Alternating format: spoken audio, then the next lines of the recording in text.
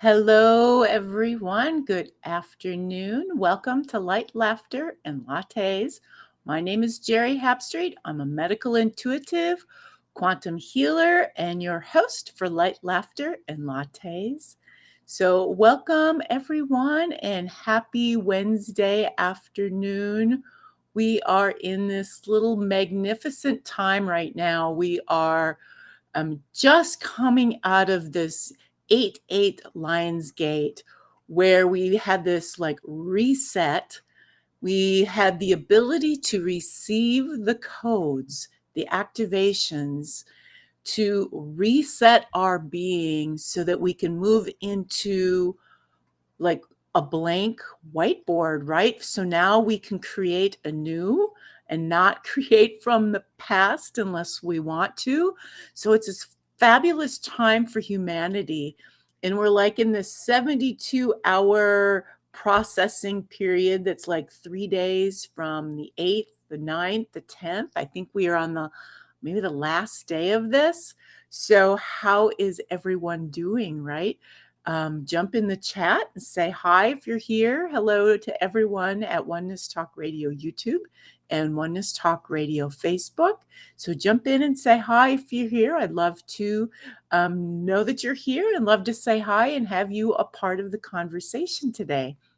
And so now we've had these energies that we've received, these codes, these activations. They were extremely intense for me anyways, and I'm still processing my way through it as I'm guessing many are. Probably they don't even know that that's what they're doing. And then tomorrow we have this full moon. And I believe it is, let me take a peek, it's a full bounty moon. Doesn't that sound wonderful? So this has been a big week of up-level energy.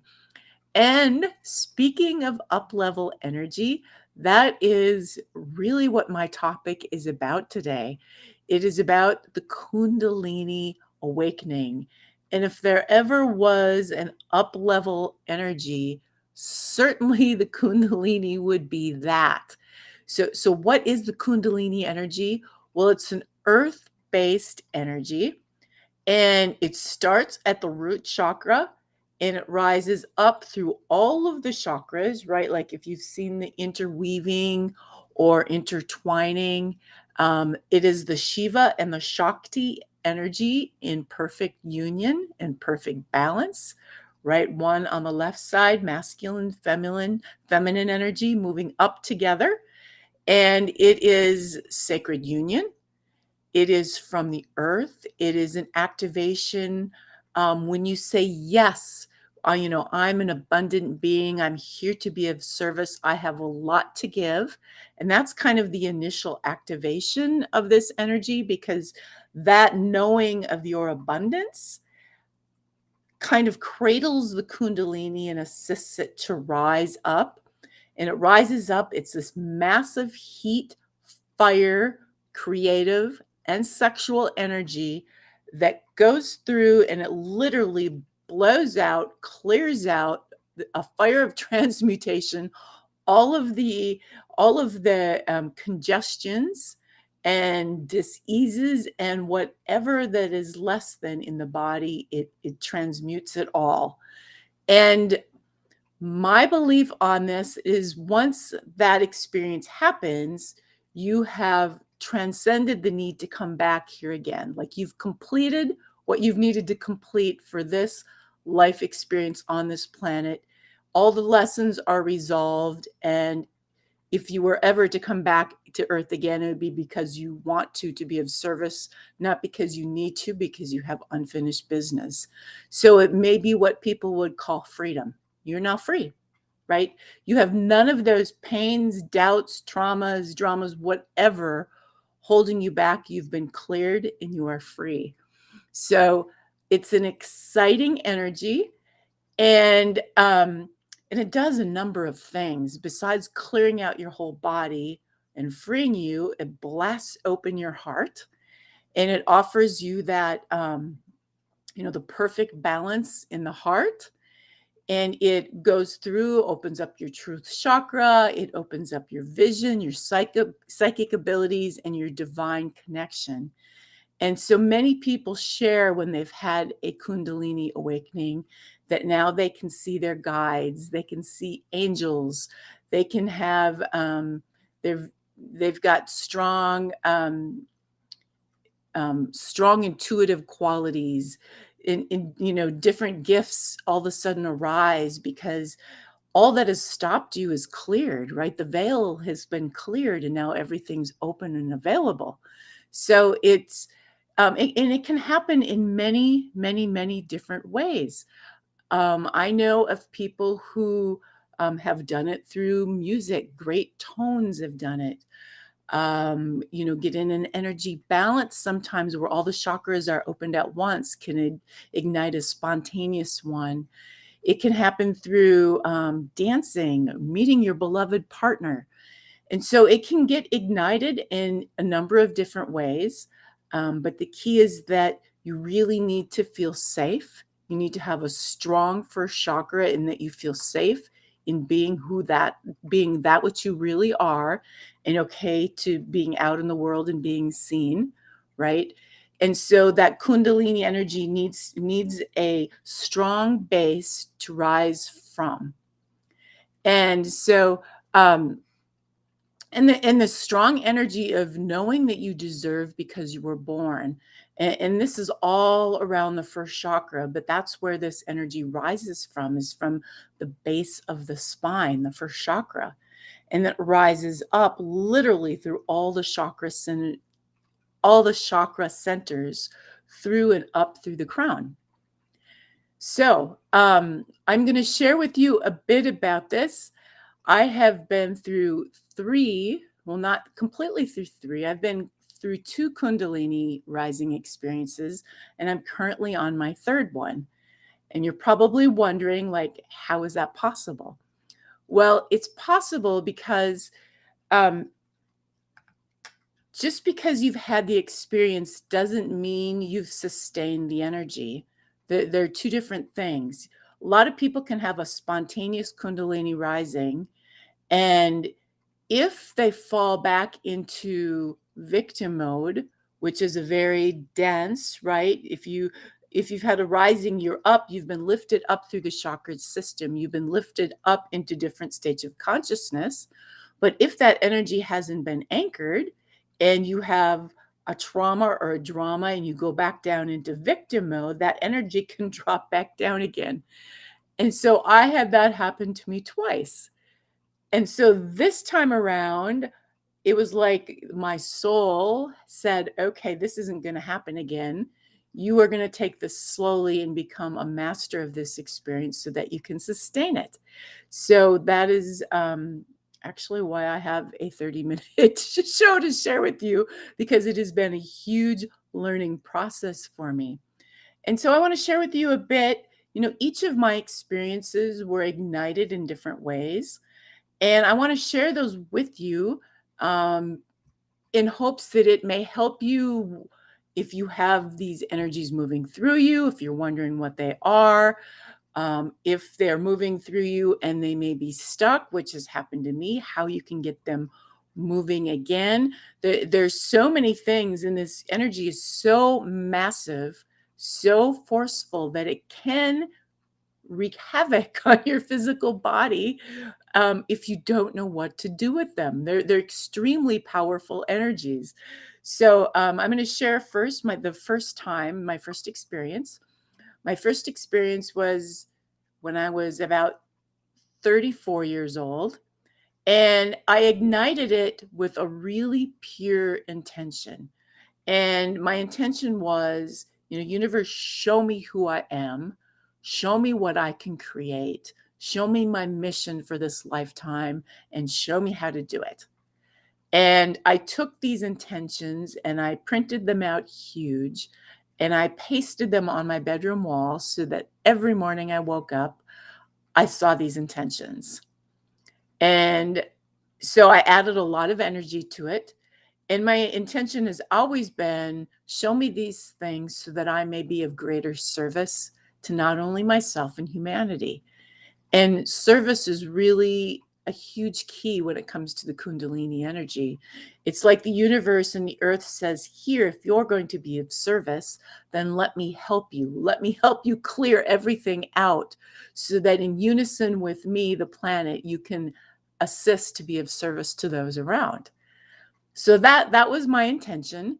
And that ignited a series of dreams that I had that went one night after the next, and they weren't dreams.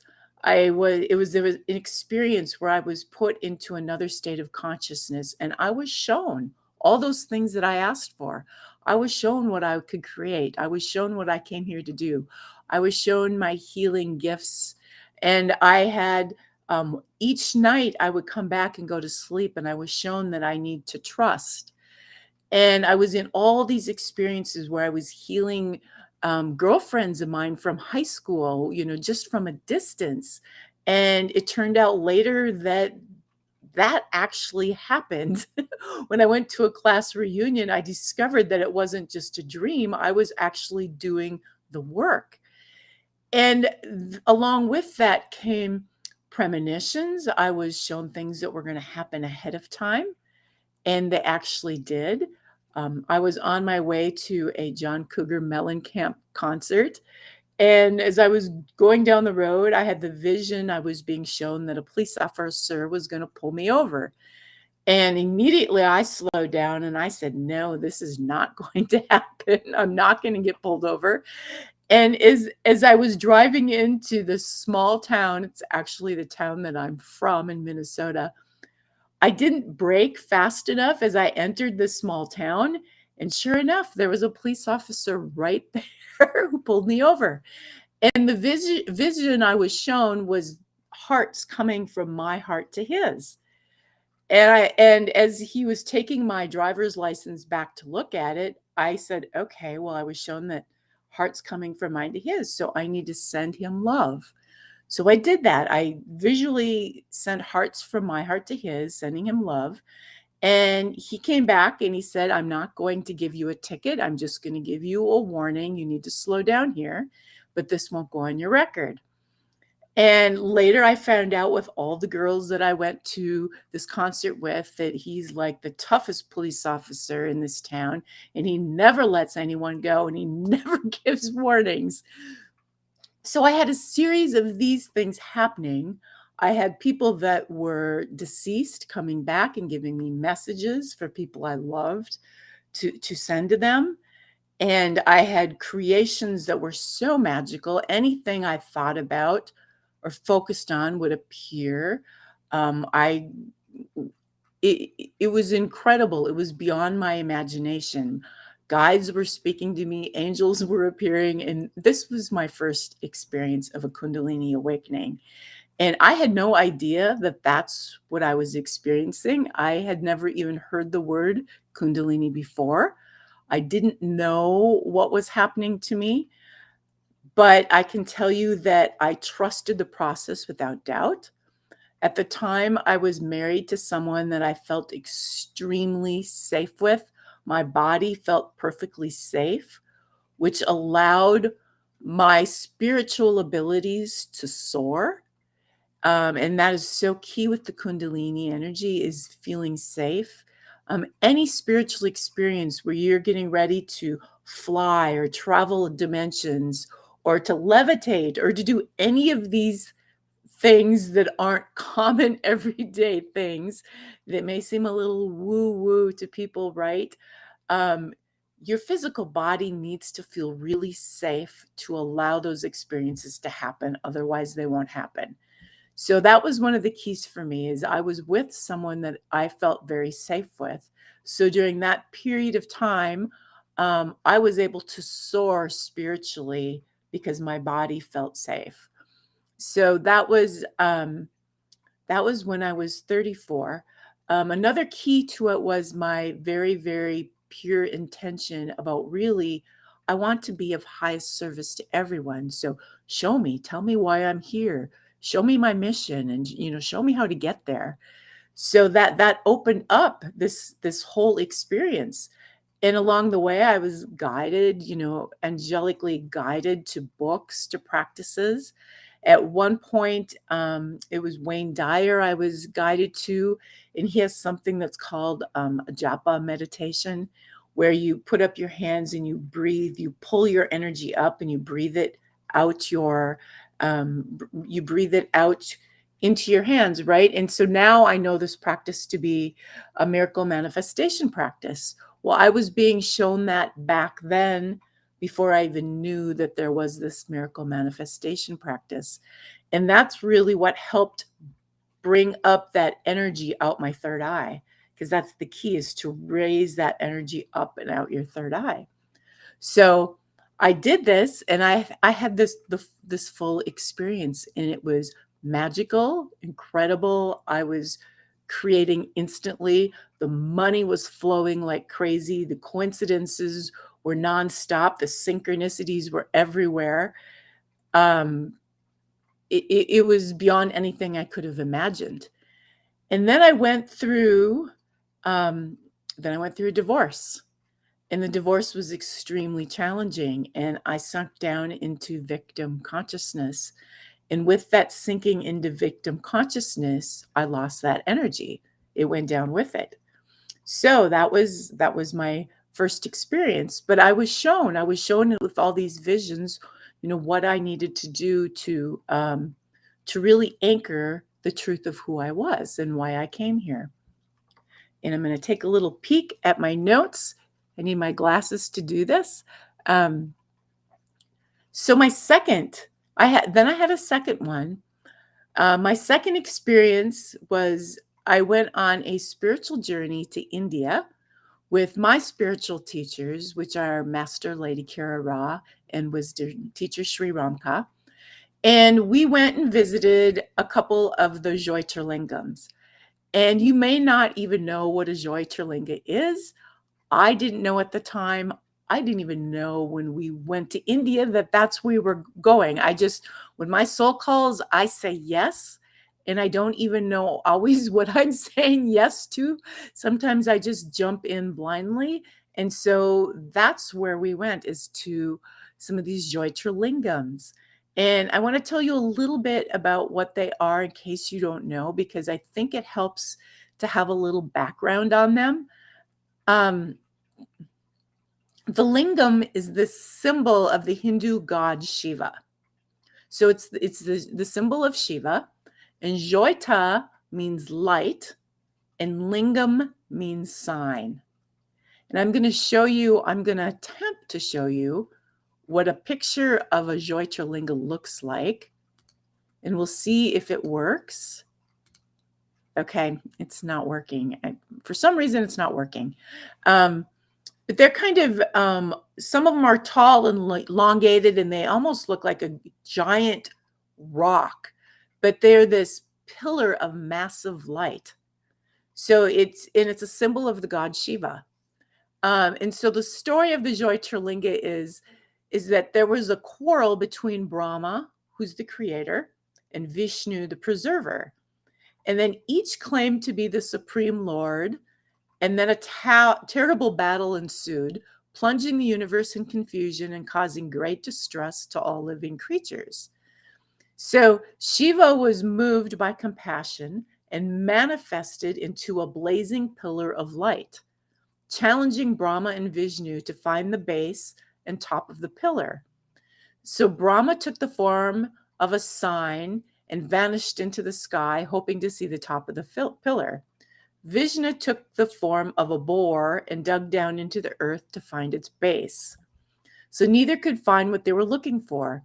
They came back exhausted and disoriented. And at that moment, the central part of the pillar opened up, and Shiva was revealed in all his glory. So Brahma and Vishnu realized they were wrong and acknowledged Shiva as the supreme being. So the Jyotirlingas are located in places where Shiva appeared as a pillar of light. Each one bears the name of the deity that lives there, and each one of these deities represents a different aspect of Shiva and a different energy. And so there's 12 of these Jyotirlingas in India, and I've been to a few of them. The most powerful experience I had was when a group of us went to Somnath, which is the location of one of these Shiva lingams. And we were all standing together in the very, very, very, very back with all these young monk boys. They were all singing in front of us. It was really beautiful. And they only open like the doors to these Jyotirlingas for like a short amount of time to like everyone receive the light. And then they close the doors again and they move the people out, and then another group of people can come in. So we got lucky. We showed up like right when they're getting ready to open these doors. And we were listening to these beautiful little choir boys singing their songs, singing out of pitch, and they were just gorgeous. And they opened the doors to this, and this massive like ball of light came like flying out. And unless you have your vision open, you wouldn't have been able to see it. And Master Lady Kira Ra actually caught this energy, and she was guided to like place it over all of our heads to rub this energy on all of us, which she did. And the only thing I can say, it was the biggest, most massive feeling of love. Like the love was so intense that I was almost gasping for breath, like when you jump into cold water and you can't get your breath because the love was so intense, like it was hard to receive it all. And so that was the experience. And when we all got back to the hotel where we were staying, we sat in a large circle and we were trying to verbally process out loud our experience. It's so important when you have a huge spiritual experience like this to talk about it, to write about it, to anchor the energy of it. Otherwise, it just becomes an experience that kind of floats through you that you can easily write off and not anchor and take in the full energies of it. So it took some processing for all of us. The amount of love and healing that this light offered was like nothing I've ever felt in my life except for the birth of my children. That's the only comparison I have. And so, needless to say, when I returned back home again, this ignited a second Kundalini rising.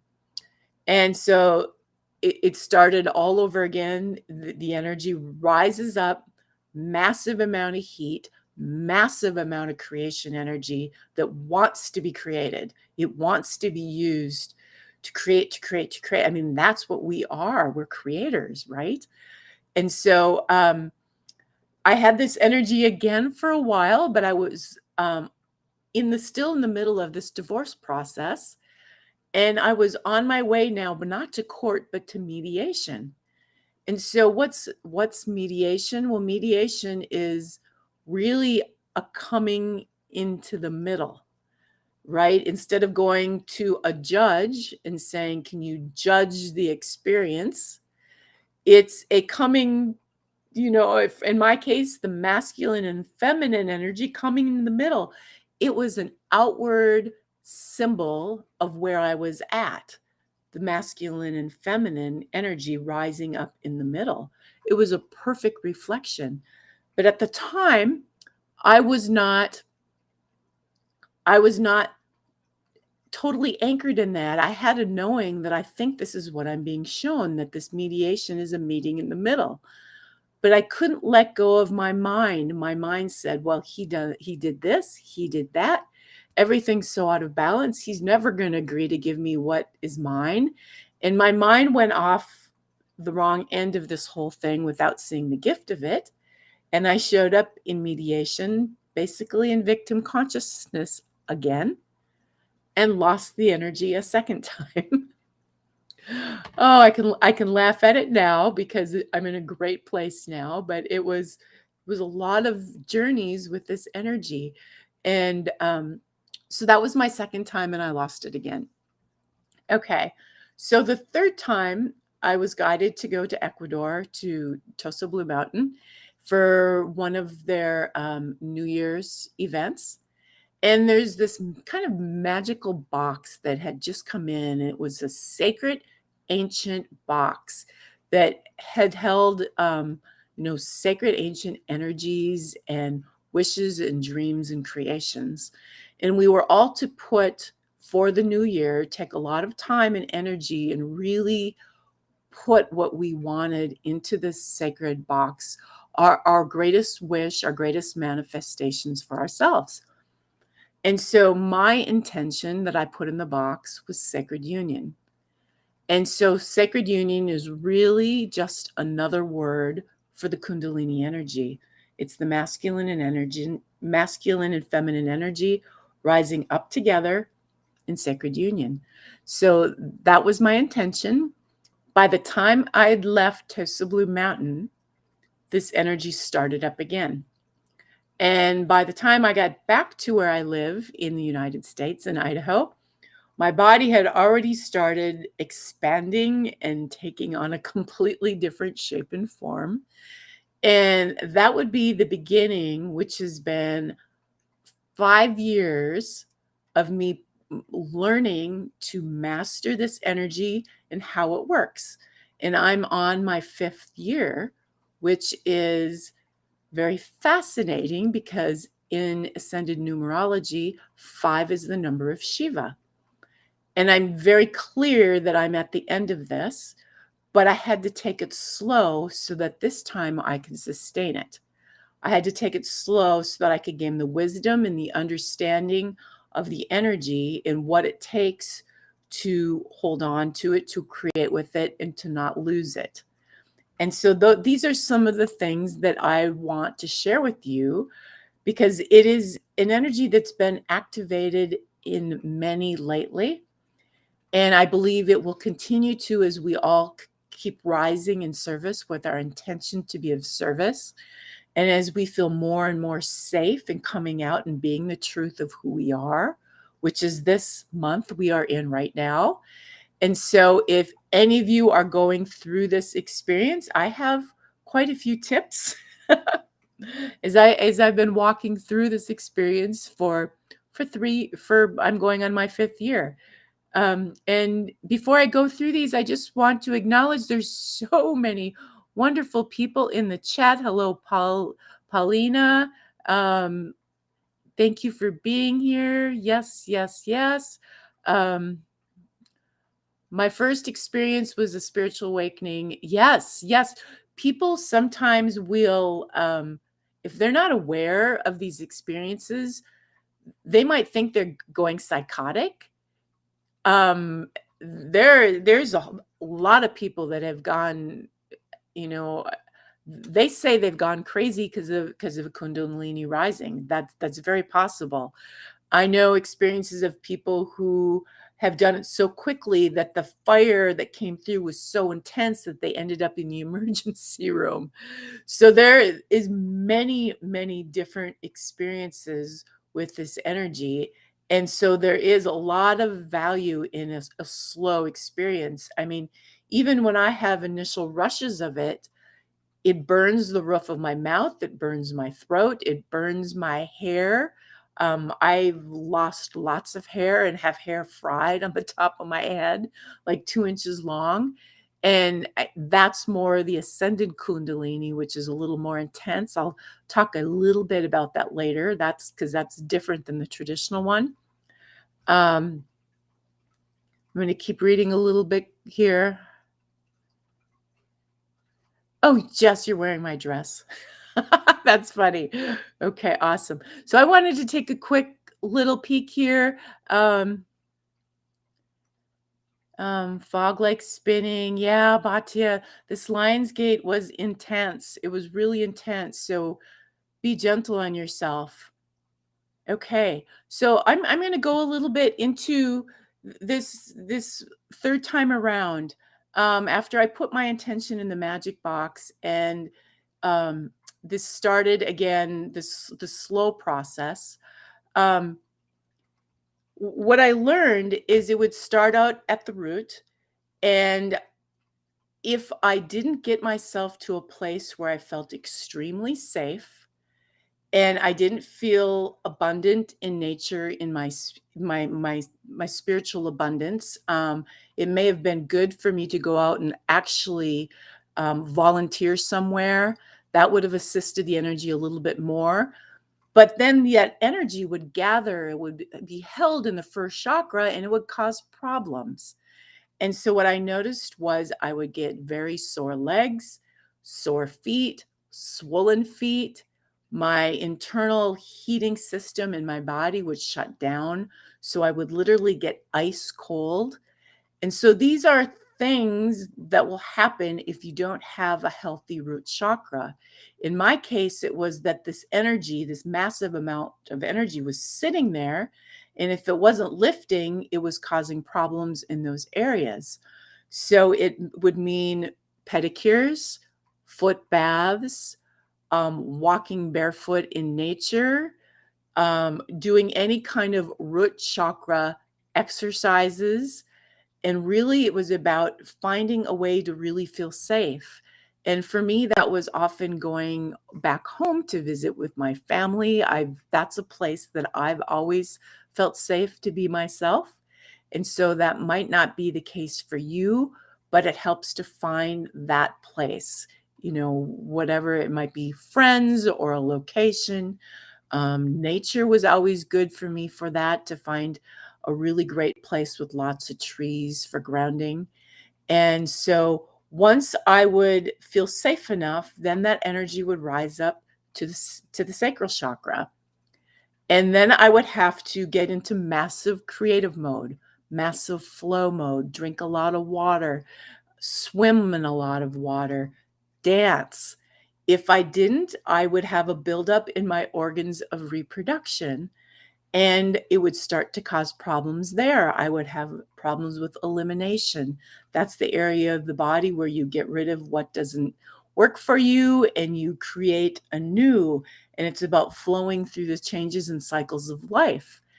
And I was also going through, um, um, menopause too. So lots of hot flashes and imbalance in hormones and things like that. So I would have to literally create and do exercises and drink a lot of water to help that energy rise further. And then where it will commonly get stuck is right at the third chakra, which makes a lot of sense because that's our power center.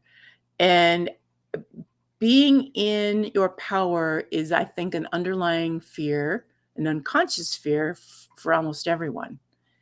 And so the energy would often rise up, easier to the third chakra, and there it would get stuck, and I would get huge. I would get big. It's like it blocked everything in my body.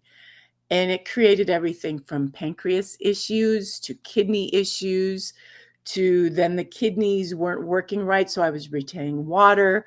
And then the heart was having a hard time to circulate the water, so blood pressure, any number of things, because it was stuck right there in the solar plexus.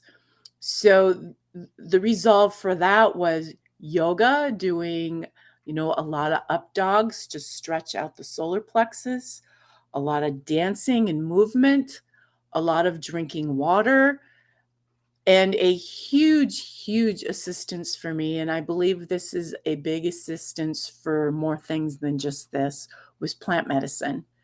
I had six San Pedro journeys during this experience. And the San Pedro journey is massive Shakti. Shakti is the energy that comes up through the feet that helps this energy rise. And so those were huge in helping me move this energy through me. And even in between the San Pedros would be, microdoses of marijuana, also microdoses of magic mushrooms. These plant medicines are brilliant at relaxing the ego. And the ego likes to control, and the mind likes to control. And I wanted to either control this energy or like, what should I do? Where should I go? What should I do next? Or worry about the energy. And the solar plexus is about trusting and not controlling, right? And it would be stuck right there in that trust or control center. So if I could take any microdoses of these things, my ego or my brain would relax enough, and then the energy would just flow. And that was a huge, huge, huge secret for me. These would show up. It is gifts from people. It's not something that I even sought out. They just, as I would pray and say, show me what I need to do, or bring to me what I need, they would just appear for me in the most amazing of ways. And oftentimes I was even a little hesitant because I was never one to explore with these kind of medicines when I was younger, or even in college or beyond. That was just a world that I stayed out of. And now I see the massive gift that they have, because our greatest detriment to our spiritual growth is our minds and our ego. And so if we can just relax them, then we can receive everything we need, and we can also flow in the way that we need to flow. Okay, I'm going to take another peek and see where I'm at. Yes, glad to share my story, Leslie. And belly dancing, perfect. That's perfect. I didn't do that, but I did. One thing I did add, you reminded me, as one of those vibration machines. At one point, I was having so much water retention, the lymphatic system, all this energy being held inside of me, that I needed to do a lot of support, lot of herbal support for the organs because they were being stressed. And one of those vibration machines, I got one of the Life Pro, like vibration. It's like not a mat. It's bigger than a mat, but not the big, huge machine, because they take up a lot of space, where it just really vibrates you. NASA uses them in space so that the astronauts don't lose bones density or muscle mass. And so I did that like for 10 minutes, 3 times a day. And it helps to shake up and move the energy. Great for a lot of other things. That was one of the things that helped me through. Let me see.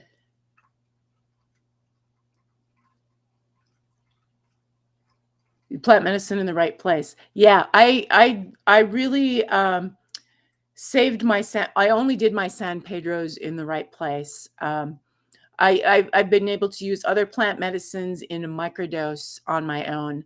I do a microdose so that I can still be effective and work and do things in the day, as opposed to on the San Pedros, that's not even possible. It's a journey. Okay. Another great tool during that period of time, and always, is the Living Ankh. And I know most of you in the chat know this practice, but that is an igniting of the light in the left foot, the crystalline light, the gold in the right, rising that energy up to the root chakra, up to the top of the head, bringing in the green and back. That is an ignition of Kundalini. That is the spiraling up of the Shiva Shakti, the sacred union, right? So that exercise is a great exercise. And that also helps to blow out and move the energy up and through. So that was great help. And if you don't know that exercise, go to shriandkira.com and look under the spiritual practices and find that one, because it is a great exercise for everyone this entire month. And so what this energy does, and a big thing too, was trusting myself, because the energy was so slow moving for so many years that I always had to trust. And the minute that I thought I knew what I was doing is the minute I didn't know anything about what I was doing. And so it was such a trust that my soul was going to guide me to the next step. And that was, it was such a key, because the next step was always often different than the step before. But, the mind likes to put things in patterns, like this is how I did it last week and it worked for me, so I'm going to try the same things this week. Well, that didn't always work. Okay, and so that energy rises up when it makes it through the solar plexus, then it goes to the heart and it opens up the heart. And for me, it feels like a burn, like a massive burning.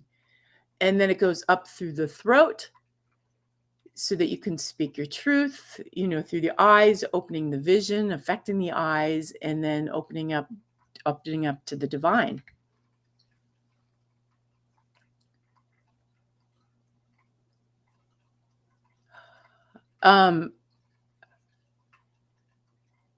So some of the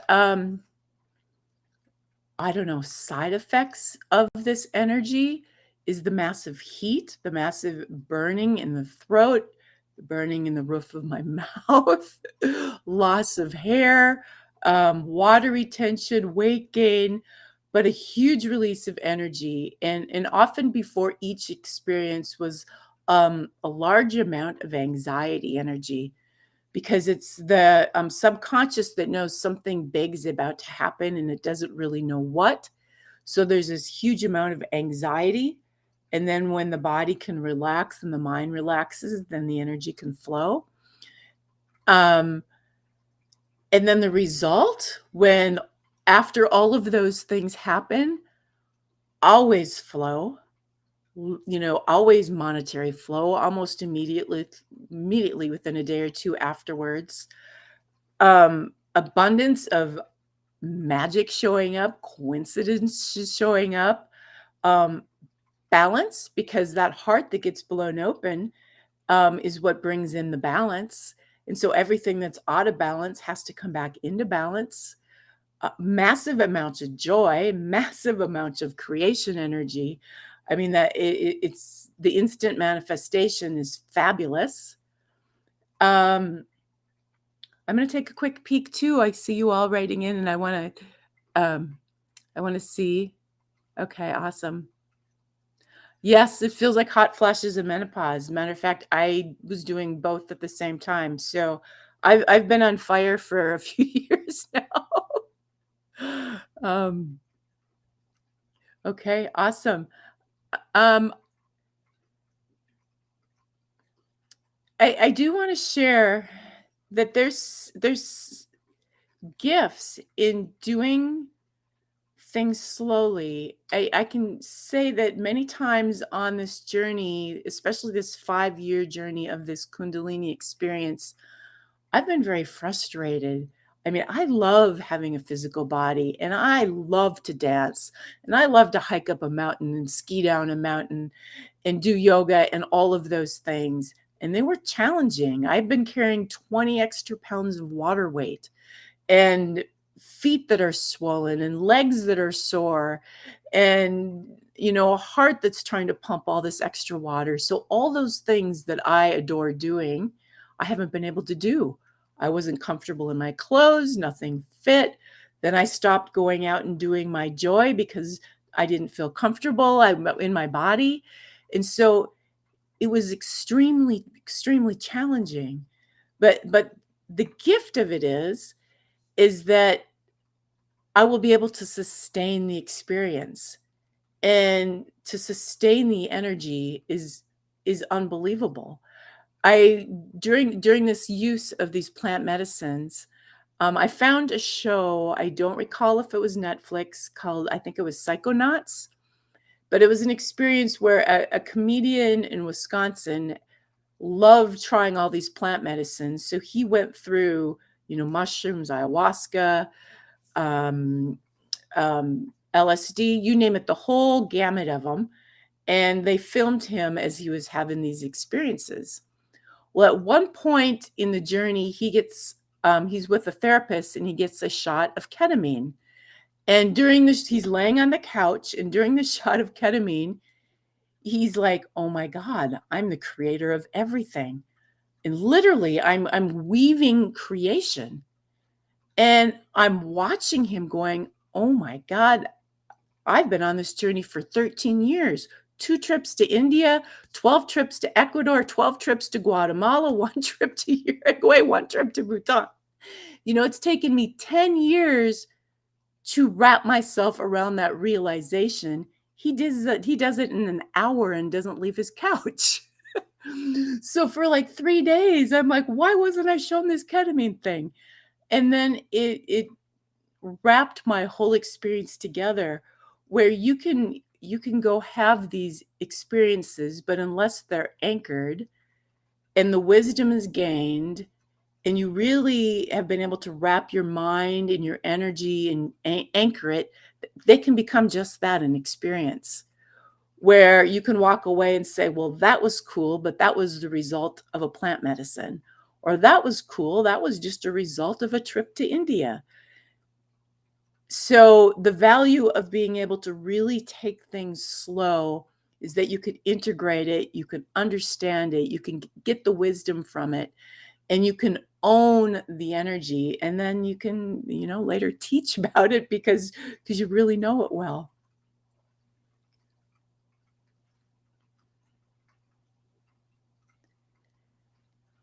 And so the last piece of this that I want to share is that the Kundalini energy, it's an earth-based energy. It's really of the third dimension. When it rises you, it clears you of the experiences from the third dimension. But like everything right now, we're ascending. So everything is being transmuted into a higher version. So like we've got the physical body, and more of us are living in our light bodies, right? We've got the third dimensional experience, but now we're fifth and seventh dimensional experience. So everything is taking on an ascended form, because everything in the third dimension is an illusion. So of course the Kundalini then would be an ascended Kundalini. So there is that experience too, which is quite different than the traditional Kundalini. I don't know enough about it yet that I could offer even a 30-minute show on it. I can say that it is more of a high frequency, intense, like an electric fire that happens differently than the powerful base rising up energy.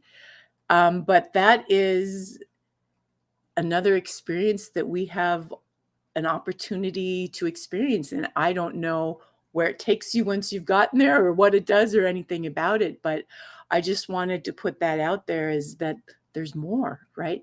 There's always more. We just keep creating and lifting things into a higher expression. And that would be the higher expression of the Kundalini energy.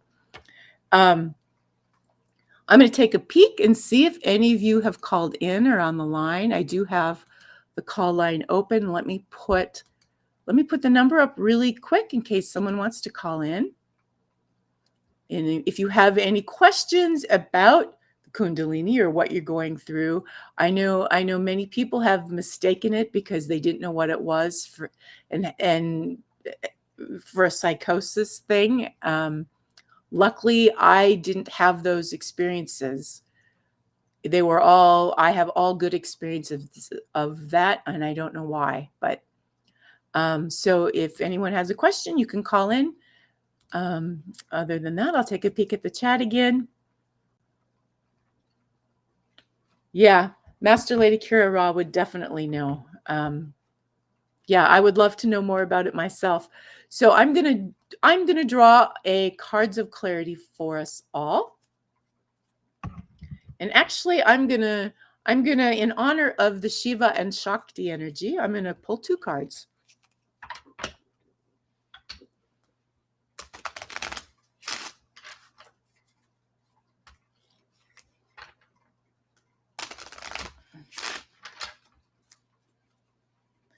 And so I just want to do a little sharing. I know some of you that are here now were here last week when Patty and I did a show together.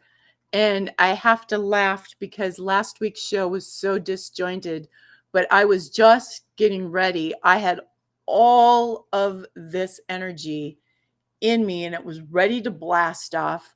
And it literally blasted off during the show. So I was all over the place as we were talking about abundance. And I got done and we were like, oh my goodness, what just happened? So, but I left the show up because,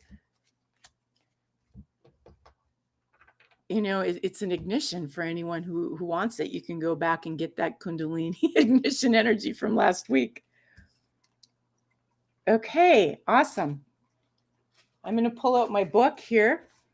So I pulled out 2 cards. One is the Benevolent Ones 10, and I'm going to read that quickly.